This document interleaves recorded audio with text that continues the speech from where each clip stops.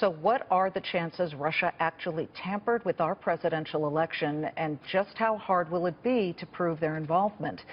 Our next guest has a better idea than just about anybody on the planet, other than the Russians themselves. Famed Soviet spy catcher Eric O'Neill is a former FBI counterterrorism operative and helped capture Russia sympathizer Robert Hanssen, the most notorious spy in U.S. history. Eric, I'm presuming that you've been listening to this news conference, which, by the way, I want to let our folks know. Can we punch up the picture? It's still going on. They're still taking questions, and we are monitoring it right now. But let me first, since we heard from Senator Burr, let people hear from Senator Warren and the tone he took on what is now going to happen with this Intelligence Committee. An outside foreign adversary effectively sought to hijack our most critical democratic process, the election of a president. And in that process, decided to favor one candidate over another. I can assure you, they didn't do it because it was in the best interest of the American people. Senator Warner almost stating it as fact, but at this moment, there will be an investigation. Eric, it starts tomorrow. How hard will it be to prove the connections? What do they need to be able to do that? Well, it's great to be here, Liz. What I can tell you is that these investigations are difficult, especially when we're looking at classified information or information that has to be looked at with a very narrow lens and comes from sourced places that you can't put out in the public. So it will take some time, and they're going to have to talk to a lot of people. They're correct in that assessment. Okay, well, let me give the numbers. The senators say they have 20 requests for individuals to be interviewed. By the way, the news conference, we're told, just ended. 5 have been scheduled already on the books. 15 others will be scheduled, and they anticipate more. They've even had volunteers. What does it look like to you, Eric? That sounds about right. They have had some time to look at this. The House has been meandering through it themselves. I'm pleased to see that they're at least starting with a professional pass at this. The FBI has been going through this for quite some time. And look, we've known that the Russians were coming after our elections for years. They have hacked or tried to hack our elections for a large number of years, and before that, they've always spied on them. So this really is nothing new.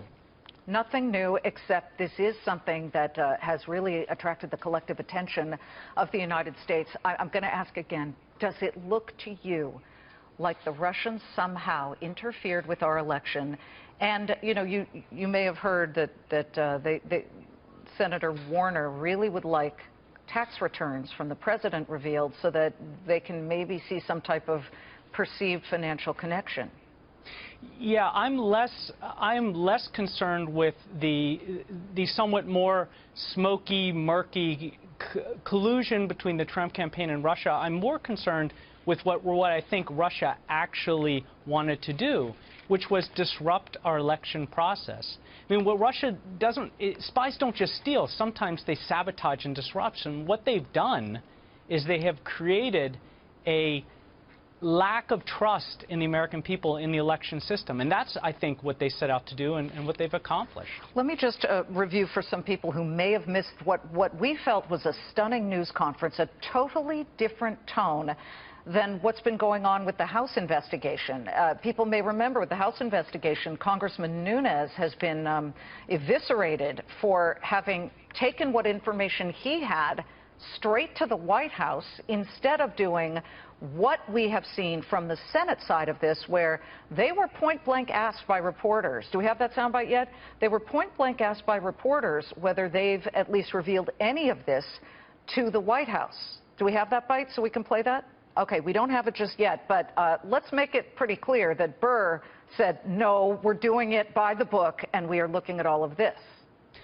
Yeah, that's exactly right. These investigations have to be done quietly, professionally, and as Burr said, have to look at the facts and not play around with conjecture, not play politics. They have to be outside of politics and just looking at the facts. That is the best investigation. Did it look to you, because you're a spy catcher, you have dealt one-on-one, face-to-face with Russians. They didn't know that you were an American who was working for the FBI, and you did a brilliant job of catching the most notorious spy in American history. But do you get the sense that when we are looking at the details and the Senate is looking at what they have, that they will be able to get to the bottom of this?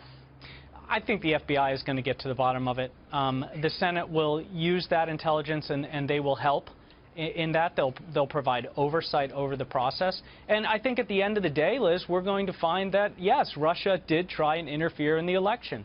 Now, whether that was to try and promote Trump over Hillary Clinton, or whether there was any collusion, those are things that the facts will reveal.